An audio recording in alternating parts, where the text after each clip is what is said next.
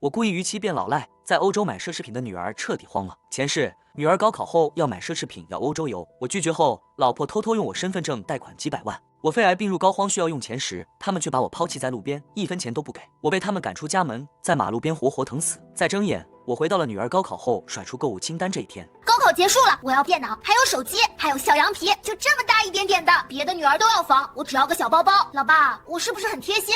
女儿顾小小的声音像一根沾了蜜的毒针扎进我的耳膜，我猛地睁开眼，前一秒我还在肝癌晚期的剧痛里死去，现在我竟然重生了。看我半天不说话，顾小小闹了起来，到底给不给我买？我为了你们考前熬夜复习了好几天耶。潜意识我当场反驳，学习是给你自己学的，还给他讲了很多道理，告诉他人要独立自主。可现在我只是平静地看着他，烦死了！我不管，你不给我买，这大学我就不念了。顾小小把手里的书包往地上一摔，可苏妹不仅不教导，甚至添油加醋。她可是你亲闺女，你就这么对她？女孩要富养，你舍不得给她买，难道等着外头那帮黄毛来哄她开心？顾小小听到更委屈了，老的不托举就别生，这么简单的道理你都不懂吗？丈母娘于秀莲也出来帮腔，整个高三妹妹陪着也吃苦1年了，我还想着给她添一辆跑车，现在你连养闺女都养不起，废物一个！熟悉的咒骂彻底勾起我重生之前的回忆，我浑身一颤，想到前世肝癌的剧痛和被亲人赶出家门的痛苦，我恨得要紧了牙关。上一世我拒绝了他们的要求，甚至为此和老婆丈母娘大吵一架，还停了他们的银行卡。可没想到转天老婆苏妹就穿着清凉睡衣来找我和好。老公，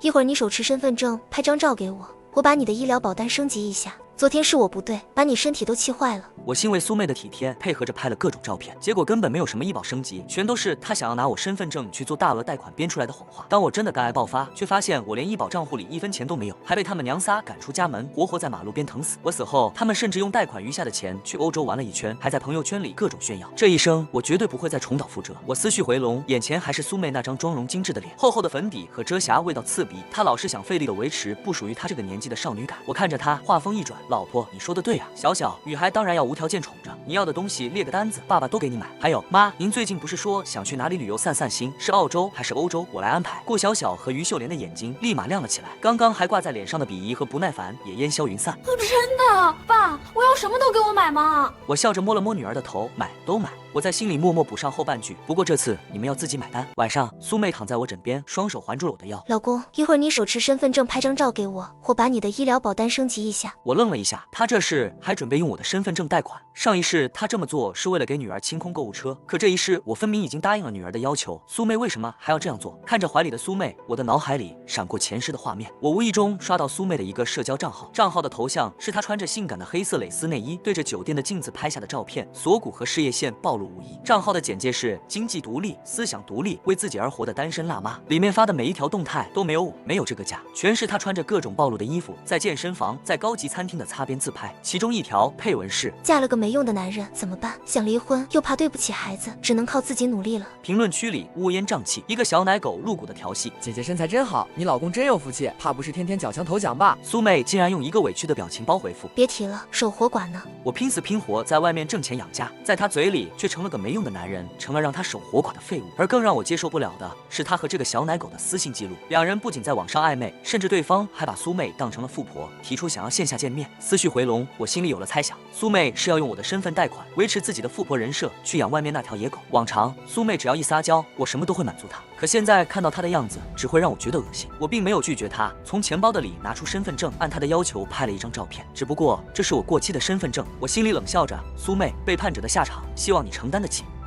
第二天，我破天荒的跟公司请了半天假，苏妹还在镜子前化妆，她以为我又是去哪个甲方公司跑项目，出门时头也不回的叮嘱我多挣点啊，小小的奖励清单可不便宜。那语气理所当然的，仿佛是在命令自家的佣人。出门后，我打了一辆车，直奔市中心最大那家律师事务所。一个戴着金丝眼镜，看起来40多岁、气质精干的律师接待了我。我没有废话，直接从随身的公文包里拿出一摞厚厚的文件，整整齐齐的码放在他面前那张光滑的红木办公桌上。李律师，这是我近5年所有的个人收入证明，银行流水、税务记录都在这里。这是我名下所有银行卡的流水明细，每一笔大额支出我都用不同颜色的记号笔做了标记。红色的是给我妻子苏妹的转账，蓝色的是给我女儿顾小小的开销，黄色的是我丈母娘于秀莲以各种名目从我这里拿走的钱。每一部分我都有录音或者聊天记录作为旁证。我将一沓沓打印出来的奢侈品购物凭证、5星级酒店账单、旅游的消费记录，还有大额转账的电子回单，统统推到律师面前。这些东西是我多年来默默记下的账。前世的我只是想在夜深人静的时候算算一算自己到底为这个家付出了多少，用这种方式来麻痹自己。如今他们成了我的武器。李律师起初还带着职业性的微笑，但他翻开第一页，看到密密麻麻的流水，脸上的笑凝固了。他越翻越快，眉头越皱越紧。我从业20年，处理过上百起离婚和破产案，还是第一次见到准备的如此详尽的材料。他拿起一份家庭资产与负债对照表，手指微微颤抖。这已经不是一份申请书了，顾先生，这简直就是一份可以直接呈堂的判决书。我平静地点了点头，我知道律师很负责地帮我整理好所有材料。根据个人破产条例的流程，法院受理您的申请后，会立刻启动对您个人及配偶名下资产的审查和冻结程序。但正式的法律文书和冻结通知下达到您妻子和相关人手上，需要一点时间走流程。我懂，我看着他一字一句地说道，我需要的就是这个时间差。晚上我推开家门时，客厅里的气氛热烈得像要过年。顾小小拿着张纸，乐得合不拢嘴。苏妹和于秀莲一左一右地将她簇拥在沙发中间。看到我，于秀莲皱了皱眉，你还知道回来？看看现在几点了？小小高考都结束了，你这个当爹的一点表示都没有，一天到晚死哪儿去了？我换着鞋没说话。前世的我此刻大概已经开始点头哈腰的道歉了。我还没来得及站直身体，顾小小已经不耐烦地从沙发上站起来，将一张打印的整整齐齐的 A4 纸啪的一声拍在我脸上。爸，你昨天说要给我奖励，这是我想要的清单，你看看吧。我同学他们成绩还没我好，家里早就给准备好了，所以这次你可是欠我一个交代哦。我垂下眼，目光落在那张纸上。小小的大学新生活启动礼包，下面罗列的项目比前世更加离谱。最新款的手机顶配版，配套的电脑和手表，欧洲15日深度游。清单的末尾还用红色的马克笔加粗加大地写着一行字：一辆入门级跑车，颜色要正红色。我粗略的在脑子里过了一遍，总价稳稳的超过了200万。这娘仨是拿自己当王室的公主，还是拿我当许愿池的王八？前世的我看到这张清单时几乎喘不过气来。我结结巴巴的跟他商量能不能分期或者换便宜点的替代品，结果呢，换来的是于秀莲指着我的鼻子骂我没出息，养不起女儿就别生。还有顾小小哭着跑回房间，摔上门说我这个爸爸让他感到丢脸。那是一场长达3个小时的无休止的公开处刑。而现在我平静地看着他们3个脸上的贪婪和期待，我笑了，迎着他们3双势在必得的眼睛，我缓缓点了点头，不多，都是你们应得的，就这些了吗？没了。一瞬间，客厅里所有的声音都消失了，3个人脸上的表情瞬间凝固。他们大概在脑子里预演了1万种我会如何推脱的场景，却没想到我会答应的如此干脆。短暂的死寂之后，狂喜如同潮水，瞬间淹没了他们。顾小小兴奋的直接从沙发上跳了起来，爸，听见没？我爸说都给我买，我就知道我爸最疼我了。这才是妈的好女婿，快洗手吃饭。第二天一早，阳台就传来苏妹的咒骂，电话那头不知道说了些什么。苏妹的音调猛地拔高，尖锐刺耳。什么？你再说一遍！身份证信息有误，不可能，过期的，怎么可能？我昨天才从他那亲手拿的，你再仔仔细细的查一遍，我不信！他怒气冲冲地走进卧室，一把将那张旧身份证摔在我面前。顾宇，身份证都过期了，你还给我干什么？我抬起头，满脸无辜。老婆，我也没注意啊，要不你等2天，我立马去办张新的。我语气诚恳，表情到位，没有一丝破绽。他死死地盯着我，眼神里全是怀疑。几秒钟后，他眼珠一转，嘴角勾起冷笑。行，那你把钱转给我，我们今天去买小小的奖励。我继续演戏，老婆，你傻了啊？现在哪能大额转账？大额消费卡也会冻结，你直接刷信用卡就好了，到期我还上就行了，你还能积分。也对，老公，你把你信用卡给我吧。我转身假装工作，用你的副卡就行，反正都是我来还。苏妹犹豫了一下，但还是点头说好。毕竟她过往的副卡消费，我都是一分不落的还清了。她转身去了顾小小房间，我听到里面传来翻箱倒柜的声音。没一会，她和顾小小、于秀莲3人就打扮得花枝招展的走了出来。苏妹从她的钱包里抽出一沓厚厚的信用卡，在我面前轻蔑地晃了晃。那些都是她以前忽悠我给她办的副卡，额度加起来差不多要8位数了。她居高临下地看着我，老公，你今天太帅了，那我们就去 shopping 了。放心，我会给你买礼物的。大门砰的一声被关上，走廊里还回荡着他们兴奋的讨论声。妈，我们先去国金中心，那里的货最全。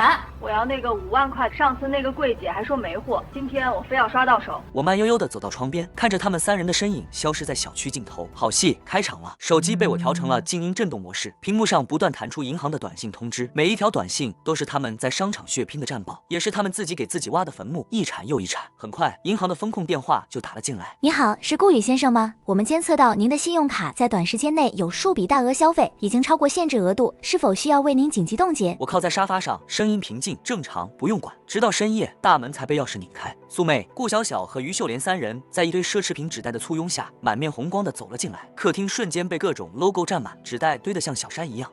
累死我了，特意给你买的。看你来来去去就那几双破袜子，苏妹将手里的几个袋子往地上一扔，掏出一双包装简陋的棉袜，随手丢到我面前。我拿起那双袜子，目光却越过它，落在了苏妹脚边一个醒目的鞋盒上。那是一个知名潮牌的限量款，这双鞋发售价18万，现在更是被炒到了20多万。你看什么？这是我准备送给我表弟的。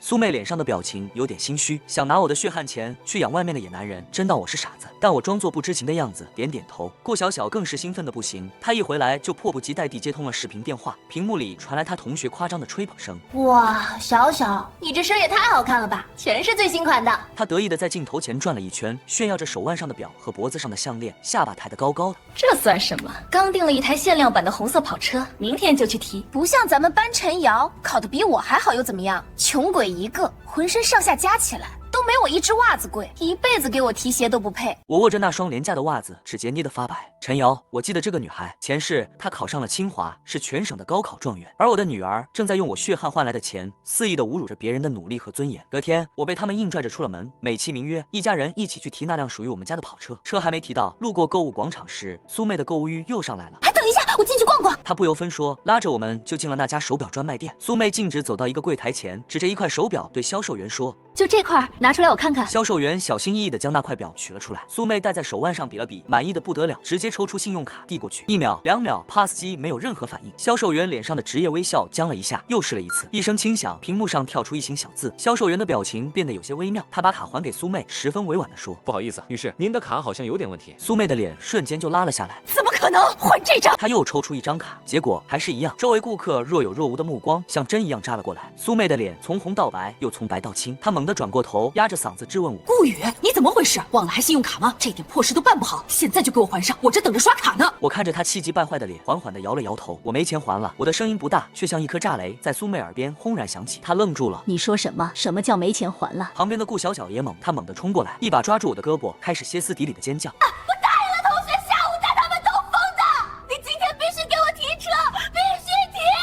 整个专卖店所有人的目光瞬间全部聚焦在我们身上，鄙夷、看戏、嘲讽，各种各样。苏妹和于秀莲的脸也涨成了猪肝色，忍无可忍，于秀莲咬着牙小声说：“回家，先回家再说。”还没等苏妹说话，她旁边的顾小小就忍不住了，立马大叫起来：“不回家！我都和同学说了，下午开跑车接他们，这样让我在同学面前多没面子啊！你现在让我回去，别人还以为我吹牛呢。我不管，反正我今天一定要开那辆车。”可她越是这样，另外那娘俩就越觉得丢脸，最后几乎是生拉硬拽的把顾小小拽回到家。此刻他们脸上哪里还有出门时的意气风发，只剩下在外面丢尽了脸面的羞愤和怒火。顾宇，于秀莲第一个冲了上来，她把在外面受的气全部化作了力气，扬起手掌，照着我的脸就狠狠地扇了过来。苏妹和顾小小也紧随其后，把手里的购物袋重重地往我身上砸。顾宇，你是不是故意的？你知道害得我们多丢脸吗？爸，你怎么能这样？我好不容易高考完，就要这点东西，过分吗？火辣辣的疼瞬间在我身上蔓延。这些天300多万的消费换来的是无尽的巴掌和辱骂。他们不知道，300多万能让1000个大学生干1个月的活，就他们3个废物也配这样的消费？这个没用的窝囊废，你是故意的吧？故意让我们在外面丢人现眼。苏妹也疯了一样扑上来，撕扯我的衬衫领口。我忍着疼痛，伸手将一旁的花瓶推倒，花瓶碎裂的声音吓了他们3个一跳。我趁这个机会一把推开他们，站了起来。打完了吗？打完了就坐下，我们是时候该算算账了。我慢条斯理地整理了一下被扯得皱巴巴的衣领，弯下腰，从脚边的公文包里拿出那份文件，放在茶几上。这是我们这个家这5年所有的账。3人的动作同时一致，目光齐刷刷地定在那份文件上。这是每个月固定转给苏妹的，用于家庭日常开销和你的个人花销，总计1237400元。这一页是给妈逢年过节的红包，还有那些亲戚各种名目借的钱，共计2382000元。还有这一页是小小的，从她上高中的学费、数不清的补课费，到她的手机、包包，每一次和同学出国旅游的费用3765000元。他们的脸色以肉眼可见的速度从愤怒转为震惊，指着那一行用红色字体加粗放大的最终余额，我名下所有的银行卡、活期加定期总余额17块5毛。整个客厅死一般的寂静。我抬起头，迎上他们3张煞白如纸的面孔，一字一句地说道：“家里的钱已经被你们花光了。”3个人都懵了，像是晴天霹雳，脸上的表情也十分难看。短暂的呆滞后，于秀莲最先反应过来：“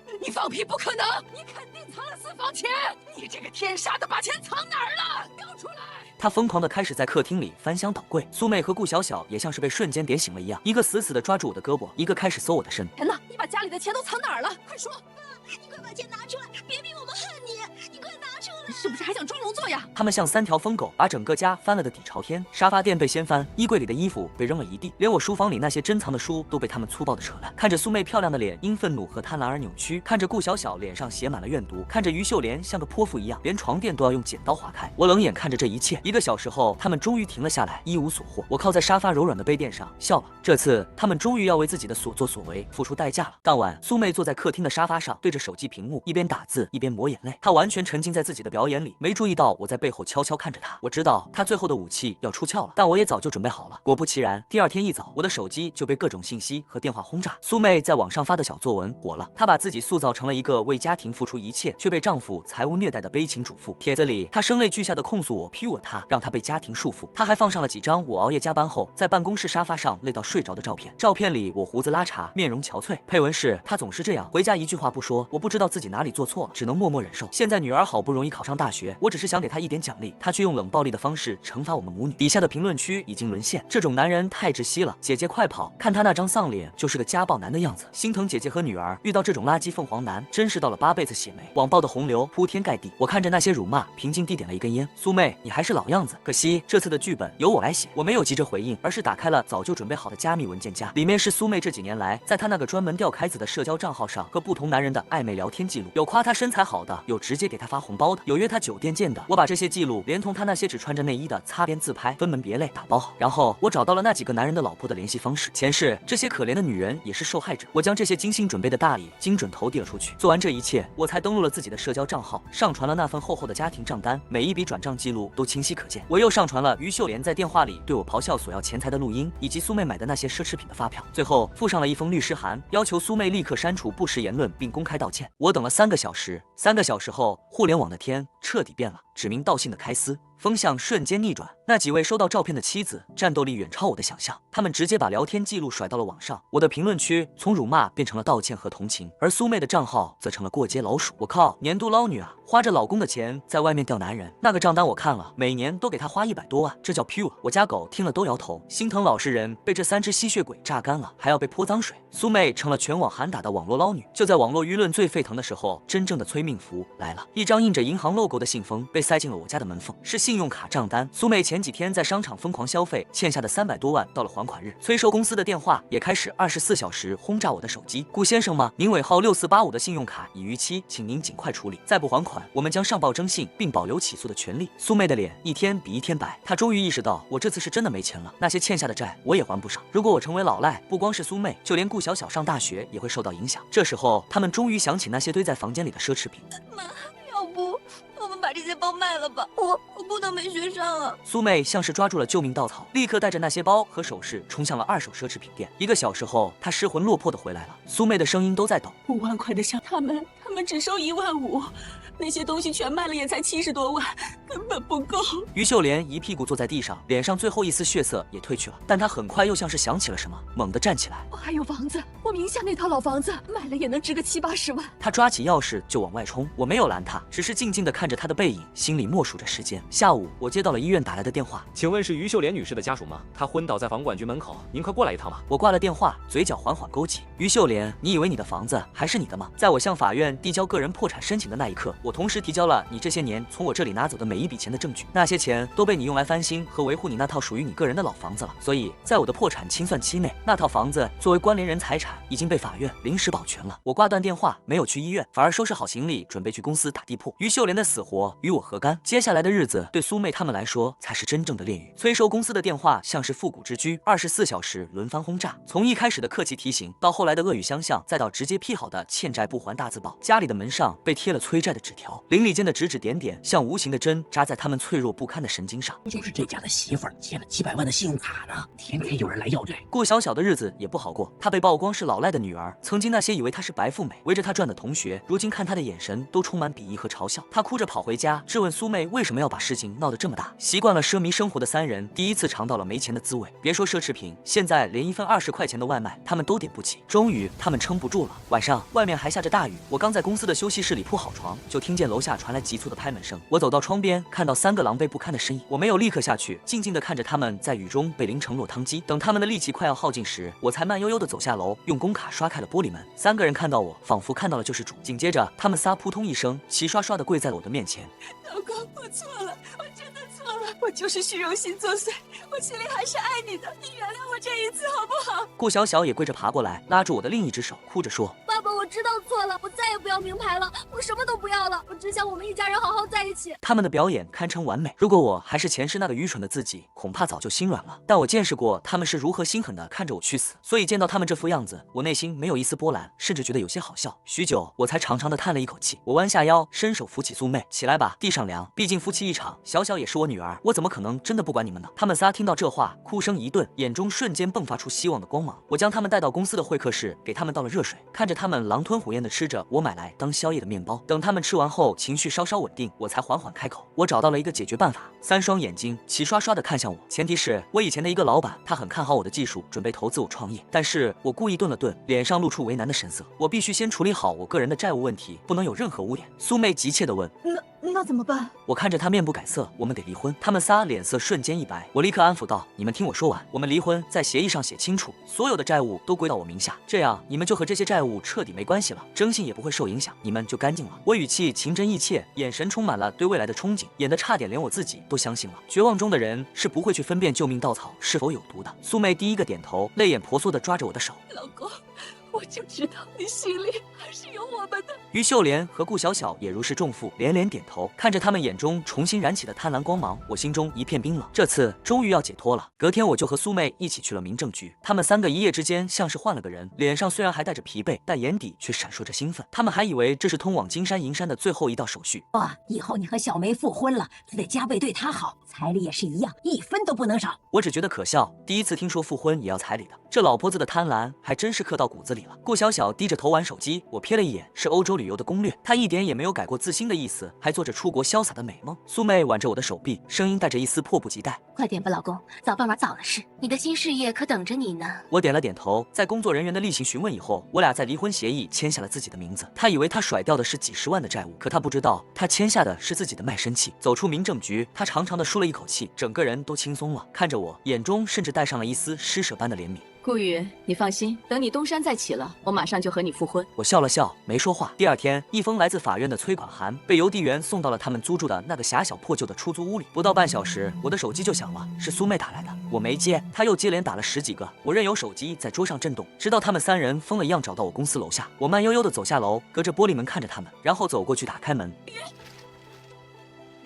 这到底是怎么回事？法院的破产裁决书，什么叫婚内共同债务？我仍有连带偿还责任。你不是说债务都你一个人扛吗？我捡起那张轻飘飘的纸，掸了掸上面不存在的灰，终于露出了重生以来第一个发自内心的笑。你以为我申请个人破产是为了逃债？我的声音很轻，却像一记重锤，狠狠砸在他们心上。不，我申请破产是为了让法律来帮我清算，让你们花掉的每1分钱都明明白白的，由你们自己来还。苏妹的脸瞬间血色尽失，她抖着嘴唇。那离婚？至于离婚，我看着她一字一句的说道，只是为了在法律意义上彻彻底底的和你们这3个吸血的垃圾划清界限。